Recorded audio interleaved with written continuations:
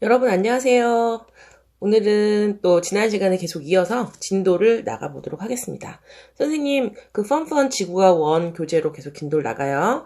이제 별에 대한 얘기를 다 했고요. 오늘부터는 이제 외부 은하에 대한 얘기와 우주론 얘기, 그래서 이제 천체 파트 부분을 끝까지 잘 마무리 한번 해보도록 합시다. 자, 외부 은하는 가장 첫 번째가 은하의 분류인데요. 은하의 분류는 지금 여러분이 여기 그림을 보듯이 첫 번째 가장 중요한 게 이제 허블의 은하 분류죠. 허블의 은하 분류. 허블의 은하 분류는 기본적으로 뭐를 했냐면, 허블 선생님이 지금 가장 중요한 업적 중에 하나 옆에 오른쪽에 걸 선생님이 잠깐 읽어볼게요. 오른쪽에 뭐라고 되어 있냐면, 세페이드 변광성을 이용해서 자, 뭐라고? 세페이드 변광성을 이용해서 당시 안드로메다 성운으로 알려진 천체의 거리를 측정했더니 뭐래? 안드로메다 성운이 우리 은하의 지름보다 멀리 떨어져 있는 외부 은하라는 사실을 밝혀낸 분이 바로 우리 허블 선생님이죠.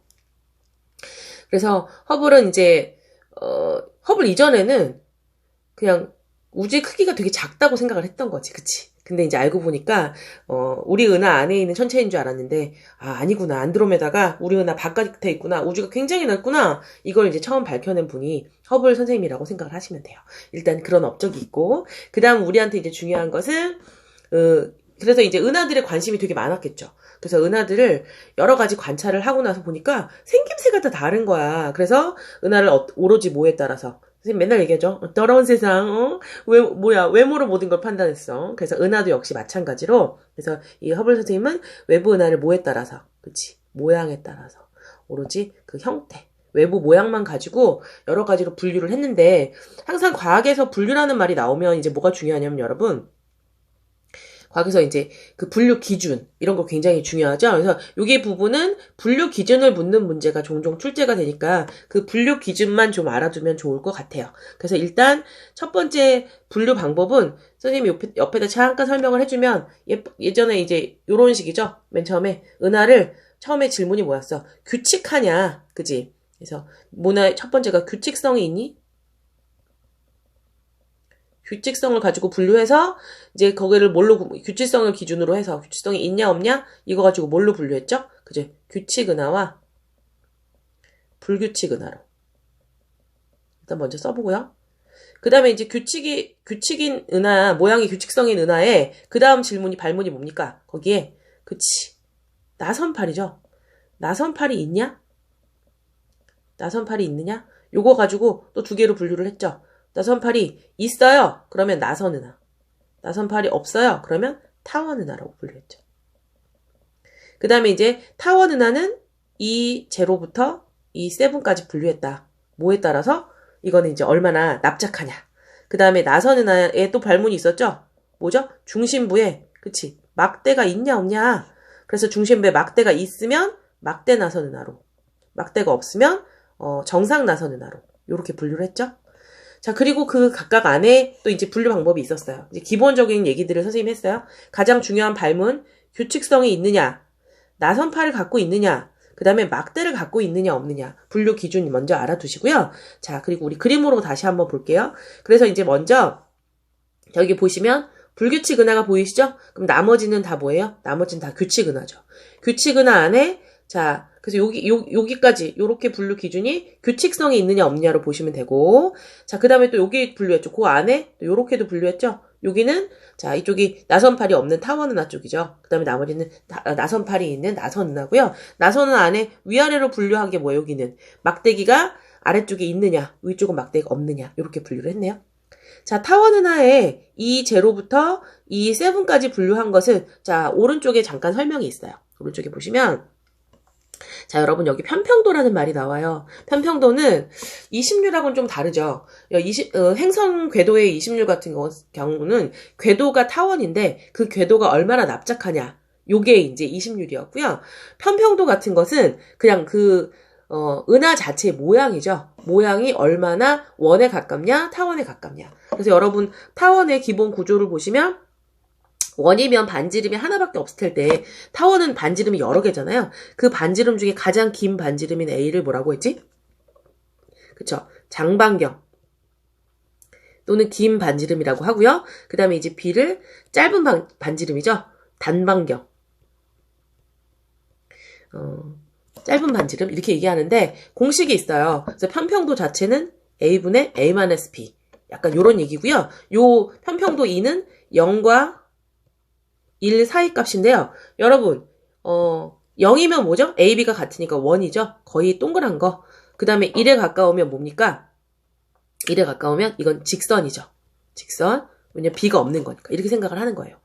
근데 이렇게 해보면 소수점인데 지금 이 제로부터 이 세븐까지 나눈 건 뭐죠? 여기다 곱하기 얼마를 한 거야? 10을 한 거죠? 그렇게 생각하시면 돼요. 그럼 다시 돌아와서 그렇기 때문에 이 제로가 거의 1에 가까운 거. 그죠? 그 다음에 이 세븐이 가장 납작한 그런 은하라고 생각하시면 되고요. 이제 특이한 걸로 S라는 은하가 있죠? 여기는 이제 분류 방법 중에 뭐냐면 렌즈형 은하예요. 그래서 여기 오른쪽에 그 해설이 잠깐 있으니까 한번 볼까요? 렌즈형 은하. 렌즈 은하는 타원 은하와 달리 은하 원반이 존재하지만 나선 은하와 달리 나선팔이 없다. 따라서 렌즈형 은하는 타원 은하와 나선 은하의 중간 형태. 그지? 요런 것도 있구나. 원반은 있지만 뭐는 없다. 나선팔이 없다. 그러니까 솔직히 말하면 그 타원 은하라고 보기에는 좀 너무 타원 형태가 아니라 굉장히 납작한 모습이죠. 굉장히 납작한 모습인데 나선팔은 없는 거. 그래서 요 지금 렌즈형 은하는 마치 타원 은하와 지금 오른쪽에 있는 나선 은하의 중간쯤 되는 요런 은하도 있군요. 그래서 요런 분류 방법도 보시고. 자, 그 다음에 이제 정상 나선 은하와 막대 나선 은하는 중심부에 막대기가 있느냐 없느냐로 나눈 거고요. 그래서 밑에 SB가 스파이럴 바라고 생각하시면 되고 위에는 그냥 스파이럴이야. 그래서 S가 있고 그 옆에 보시면 작은 그 소문자로 스몰 A, B, C가 있는데 스몰 A, B, C를 나누는 기준은요. 자, 여기 스몰 A, B, C가 있잖아. 그 기준은 뭐냐면 은하핵의 크기.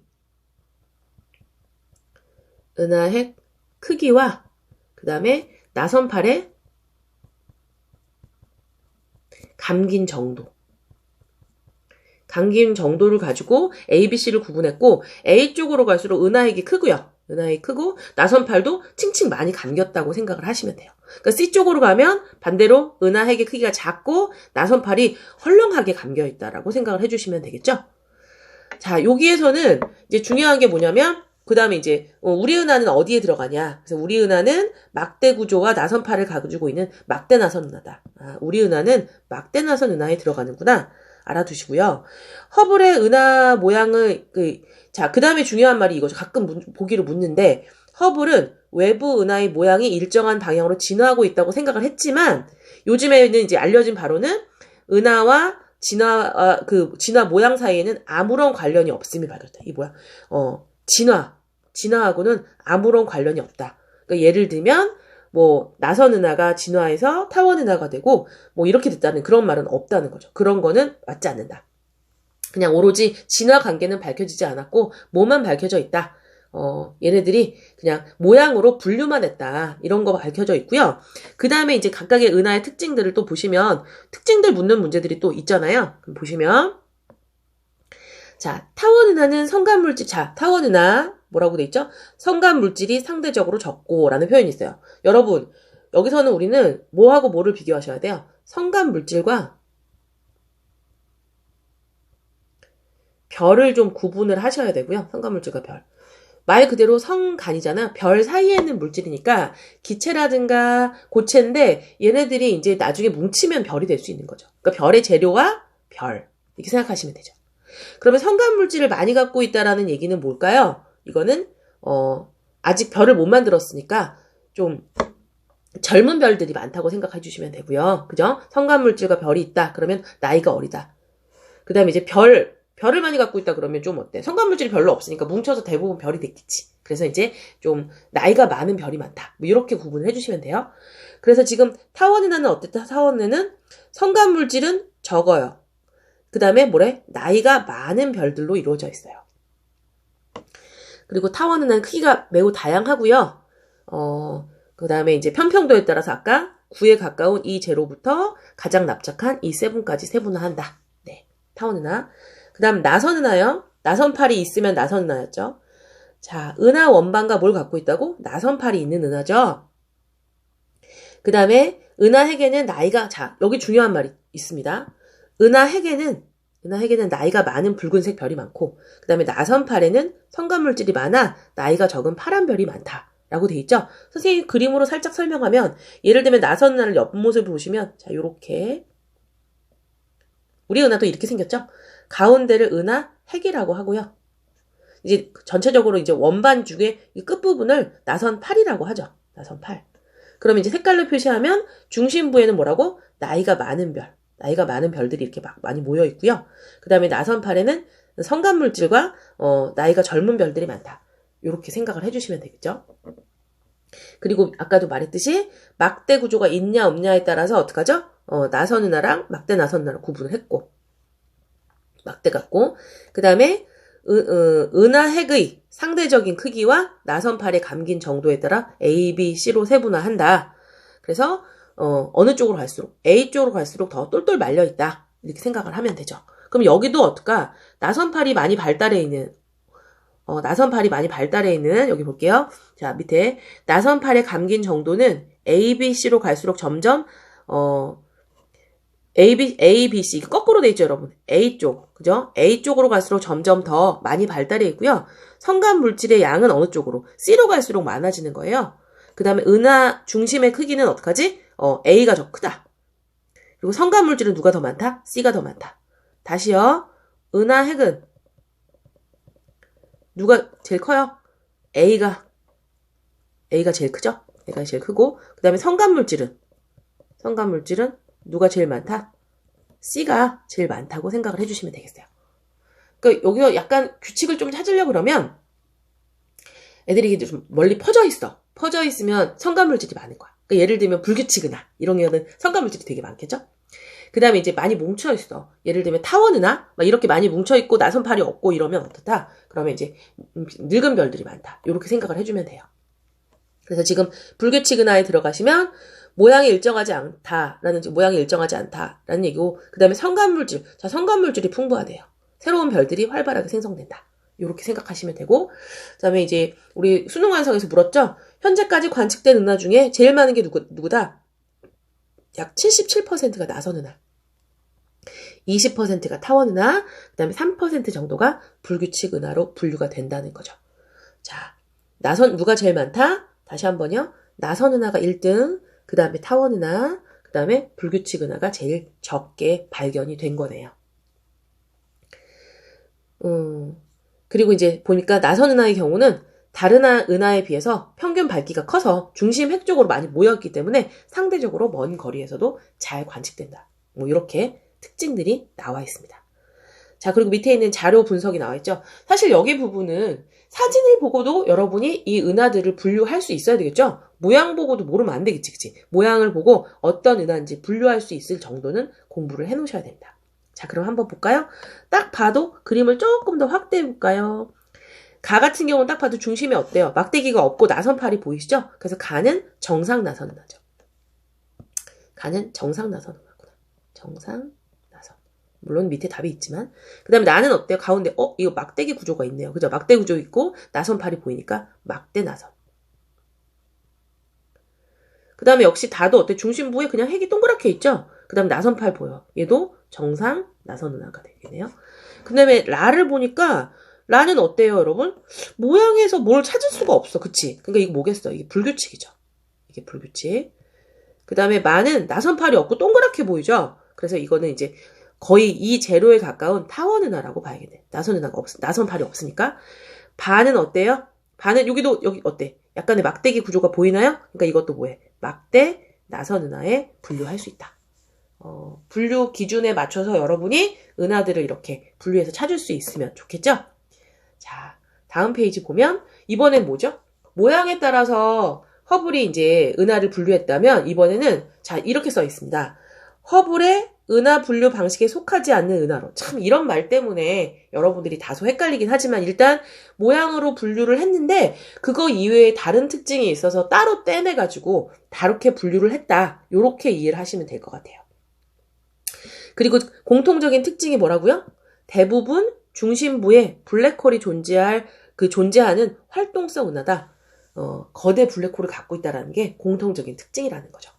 자, 그것의 종류로는 이제 첫 번째 나온 게 뭐죠? 전파은하가 나와 있네요. 전파은하. 특징을 찬찬히 읽어볼게요. 자, 전파 영역에서 매우 강한 복사 에너지를 방출하는 은하. 자, 특징이 첫 번째가 뭐라고? 전파 영역에서 강한 복사 에너지를 방출한다. 그러니까 전파를 많이 내보낸다. 그러니까 당연히 어때? 걔가 전파를 많이 내보내고 있으니까 전파로 봤을 때 그 특징을 잘 볼 수 있다. 그래서 가시광선보다는 전파 영역을 관측할 때 더 잘 보인다.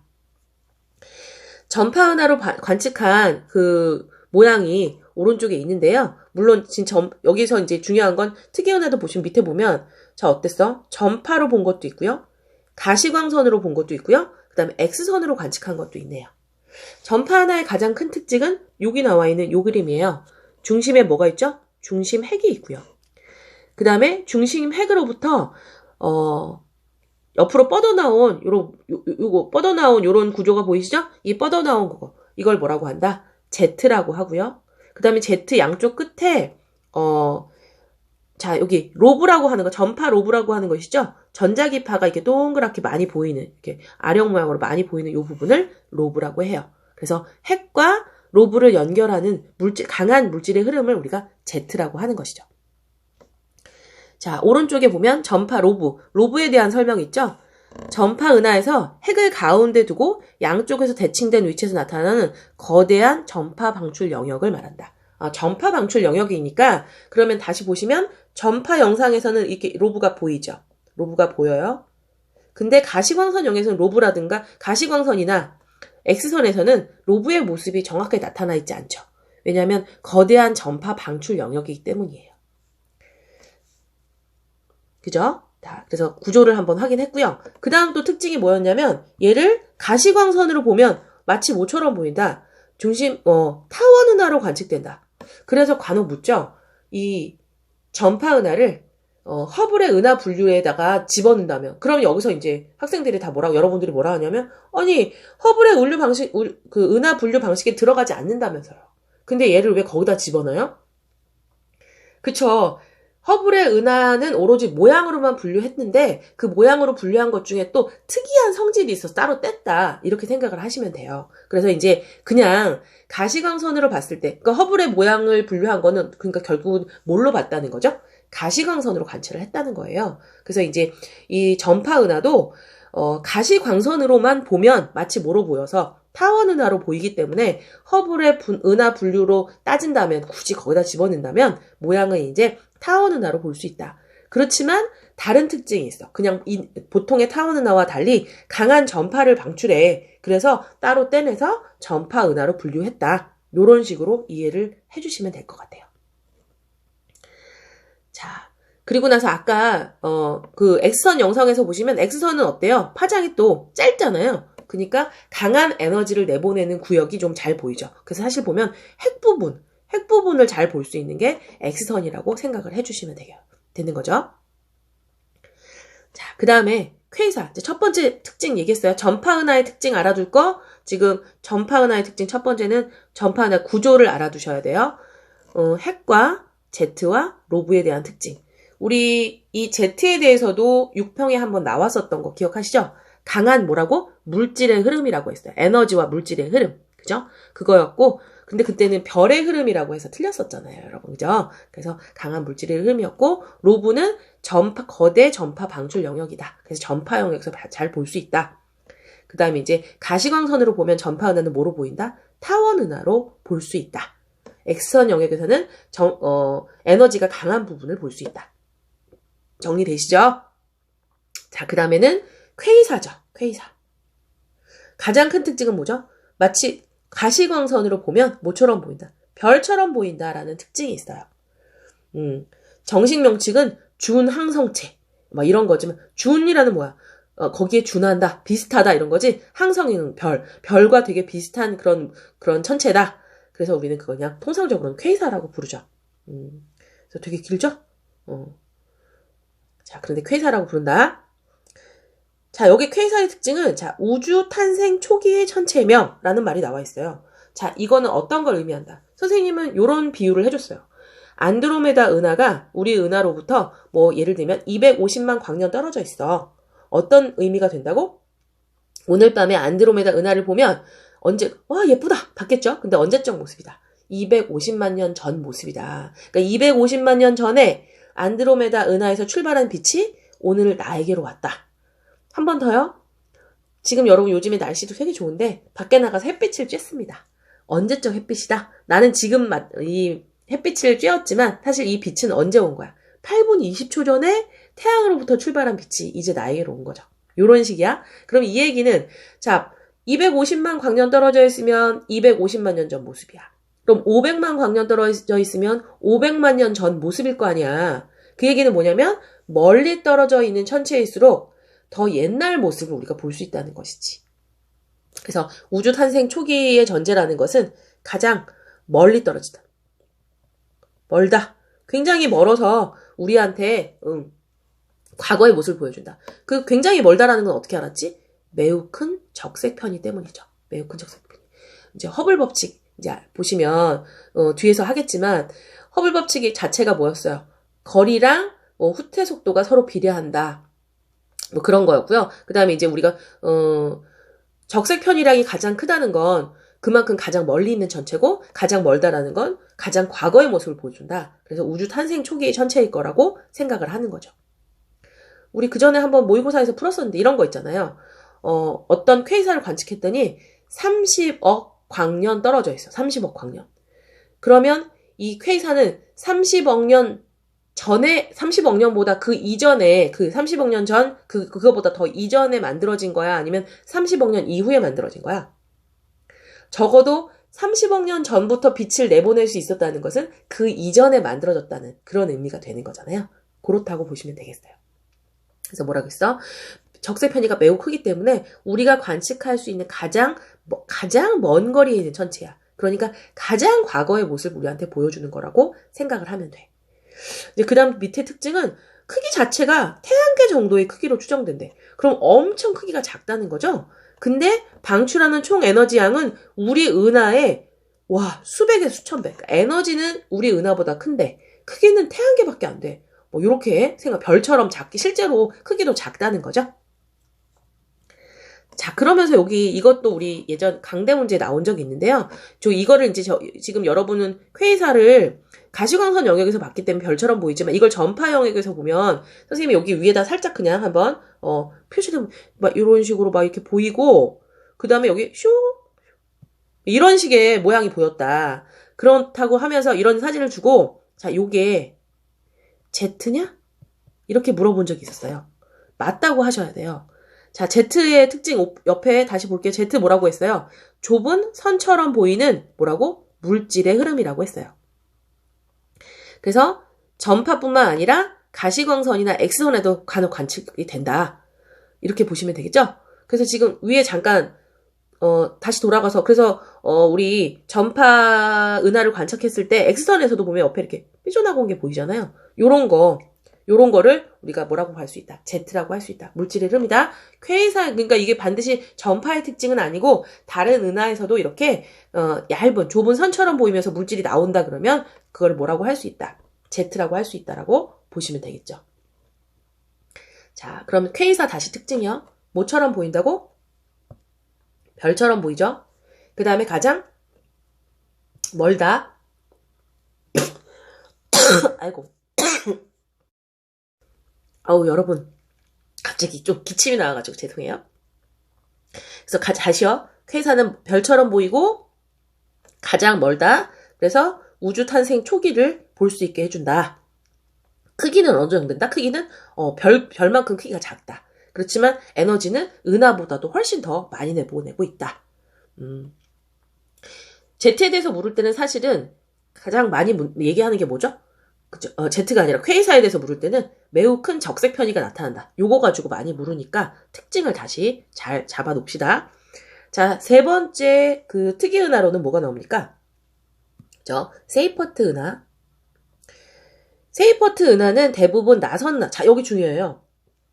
뭐로 관측된다고? 나선 은하 형태로 관측. 이거는 뭐로 봤을 때? 그죠? 가시광선. 가시광선으로 보면 아까 전파 은하는 타원 은하로 분류가 된다 그랬죠? 그래서 세이퍼트 은하는 나선 은하로 관측이 된다. 모양만 보면 그렇다. 근데 다른 특징을 갖고 있어. 어떤 거? 매우 밝은 핵을 갖고 있어. 사실 이거는 세이포트 은하만의 특징은 아니죠. 지금 아까 처음에 말했듯이 지금 활동 은하, 전파라든가 퀘이사라든가 세이포트 이런 특이 은하들은 모두 다 매우 밝은 핵을 갖고 있어요. 이 얘기는 중심부에 거대 블랙홀이 있을 거로 생각을 하는 거죠.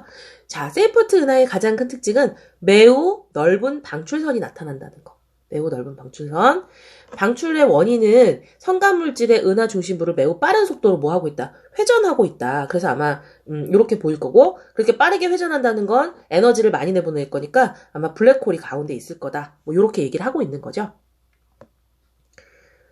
여러분이 폭넓은 방출선이라고 얘기하는 거의 의미는 물론 요 폭이 넓다라는 의미도 되지만, 자, 지금 수소선에 대해서 알파, 베타, 감마 똑같은 수소인데 이렇게 모양이 있잖아요. 여러분이 이거는 이제 우리가 어떤 걸로 봤었냐면 스펙트럼 형태로 보면 이건 상대적인 색이고, 스펙트럼 형태로 보면 예를 들면 이 감마, 베타, 알파가 있다. 요게 이제 수소의 방출선이야. 뭐 이렇게 나온 거 있잖아. 이거랑 같은 형태죠, 사실은. 그랬을 때 요 각각의 구간이죠. 요 구간이 넓다라는 거죠. 다른 애들보다 좀 넓다. 자, 그렇다는 얘기는 뭐다? 얘가 빠른 속도로 회전을 해서 적색편이 청색편이가 나타나는 걸로 생각할 수 있다. 요렇게 얘기를 해주면 될 것 같아요. 자, 그러면 세이포트 은하 특징이요. 일단은 뭐로 보인다? 자, 나선 은하로 관측이 된다. 가시광선으로 보면. 그 다음에 밝은 핵이 있고, 그 다음에 제일 중요한 게 매우 폭넓은 방출선이 나타난다. 물론 다른 은하들도 다 폭넓은 방출선이 나타나요. 근데 이제 세이포트 은하가 관측이 좀 잘 된다라고 생각을 해주면 될 것 같아요. 네. 이렇게 이해하셨죠? 그래서 새 은하에 대한 어떤 설명이 나오면 각각 무슨 은하를 설명하고 있는지 구분할 수 있을 정도는 돼야 됩니다. 자, 그거 이외에 충돌 은하도 있죠. 은하하고 은하가 뭐 때문에, 그죠? 중력 때문에 서로 충돌하는 은하를 말하는데, 가장 중요한 건 은하끼리 충돌하면 왠지 아마게돈처럼, 그지? 막 무슨 뭐 별들이 막 충돌하고 막 우주가 이제 끝나고 막 이럴 것 같지만 사실은 뭐가 없다. 별들이 서로 충돌할 일은 거의 없다 그랬어. 왜 그랬니? 우리 태양계도 생각해봐. 태양계랑 가장 가까이 있는 별도 어때요? 3광년 이상 떨어져 있어요, 여러분. 그렇다는 얘기는 뭐냐면 별의 크기에 비해서 별과 별 사이 간격이 너무 넓은 거지. 그러니까 밀도가 되게 작은 거지.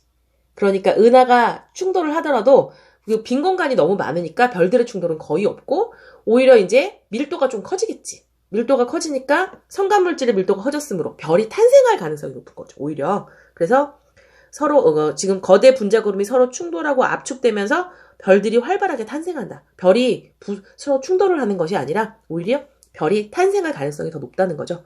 지금 우리 은하도요, 안드로메다 은하랑 가까워지고 있어요. 초속 120km. 와, 엄청 빠른 속도로 가까워지고 있죠? 그래서 한 24억 년이 지나면 안드로메다 은하랑 충돌할 것으로 예상됩니다. 너무 먼 개념이어가지고 여러분들이 뭐야 뭐 이럴 수도 있는데, 아무튼 충돌 은하에서의 특징은 별들의 충돌은 거의 없고 오히려 별들이 탄생할 수 있는 가능성이 높다. 이렇게 생각해 주시면 되겠네요. 그래서 지금까지 선생님하고 뭐 알아봤죠? 허블의 은하 분류 방법, 그 다음에 특이 은하 3가지, 그 다음에 충돌 은하, 이렇게 해서 특징들을 한번 하나씩 짚어봤고요. 그럼 그걸 문제로 한번 확인을 해보죠. 자, 허블의 은하 분류, 외부 은하를 분류했는데, 허블은 외부 은하를 뭐에 따라서, 그쵸, 모양 또는 형태에 따라 분류를 했다. 자, 나선팔이 없는 타원의 은하를 뭐라고 합니까? 타원 은하죠. 나선팔이 없으면 타원 은하. 그 다음에 은하에게 나선팔이 직접 뻗어나오고, 나선팔이 있대요. 그럼 나선 은하죠. 근데 은하 핵에서 나선팔이 직접 나왔다는 얘기는 뭐가 없다는 거야. 막대기가 없다는 뜻이죠. 그래서 정상 나선 은하라고 볼 수 있겠네요. 그 다음에 은하 핵을 가로지는 막대기 모양 구조가 있대요. 그래서 막대기 끝에서 나선팔이 나왔다고 하니까 이게 뭐죠? 이거는 막대 나선 은하라고 볼 수 있고요. 일정한 모양이나 규칙적인 구조가 없대요. 그럼 뭐죠? 이거 불규칙 은하죠. 그래서 그때도 한번 물은 적 있어요. 불규칙 은하는 모양이 일정하지 않아서 허블의 은하 분류에 들어가지 않는다. 들어간 거죠. 모양이 규칙하냐? 그래서 아니에요. 그러면 이제 불규칙으로 분류한 거니까 분류에 들어가는 거예요. 자, 그 다음에 특이 은하로는 허블의 은하 분류 방법 이외에 다른 특징을 갖고 있다. 이렇게 이해하셔야 돼요. 자, 보통 은하보다 강한 전파를 방출하는 은하를 우리 뭐라고? 그쵸, 전파 은하라고 했고요. 보통의 은하에 비해서 아주 밝은 핵과 넓은 방출도. 자, 어디죠? 넓은 방출선 특징하는 거. 이게 누구지? 세이포트 은하죠. 그 다음에 수많은 별들로 이루어진 거대한 은하지만 매우 멀리 있어서 뭐처럼 보여? 별처럼 보여. 실제로 크기도 좀 작고 그 다음에 아주 강한 에너지를 내보내는 거 누구였니? 퀘이사였죠. 준항성체라고 하는 거. 자, 그 다음에 은하끼리는 서로 충돌하기도 한다. 이런 얘기를 했어요. 자, 밑에 문제도 계속 갑니다. 아이고. 자, 그림 가부터 다는 여러 외부 은하 사진이래요. 우리 분류할 수 있어야 되죠. 가는 어때? 나선팔 보이고 막대기 없다. 이거 뭐죠? 정상 나선 은하죠. 다는 어때요? 나선팔이 안 보이죠. 이거 뭐죠? 타원 은하죠. 다는 어땠니? 모양이 일정하지 않지. 이거 뭐죠? 불규칙 은하. 네, 그냥 모양으로도 분류할 수 있어야 됩니다. 자, 20번. 허브라 은하 분류에 대한 설명 중에서 가로 안에 알맞은 말을 쓰라고 했어요. 나선 은하는 은하핵을 가로지는 뭐야? 막대기 모양, 그치? 막대 모양 구조의 유무에 따라서 뭐 정상 나선 은하와 막대 나선 은하로 구분할 수 있고 우리 은하는 어디에 들어간다? 그치? 막대 나선 은하에 들어갔잖아. 들어갔다 그랬죠? 그 다음 OX 타원 은하는 은하에서 E0는 E7보다 구형이 가깝다. 네, 맞는 말이었고요. 늙고 붉은색 별의 비율은 타원 은하보다 나선 은하에서 높다. 이거 틀린 말이었죠. 나선팔이 이렇게 뭔가 흩어져 있으면 젊은 애들이 많다고 했고 없으면 늙은 것들이 많다고 했어요. 나이 많은 거. 그 다음에 성간물질이 많은 은하일수록 늙은 별, 이거죠. 성간물질이 많으면 이제 그것들이 모여서 별을 만들 수 있으니까 젊은 별이 많다고 하셔야 돼요. 타원 은하는 시간이 지나면 진화. 이거 안 된다 그랬죠. 은하 사이에서는 진화 관계가 밝혀지지 않았다 그랬어. 틀린 말이에요. 자, 또 4번에 전파, 세이퍼트, 퀘이사를 순서 없이 나타냈다니까 이름 쓰래요. 지금 요거 뭐죠? 핵이 보이고요. 자, Z 보이고요. 막 이런 거잖아요. 이거 뭐냐? 이거.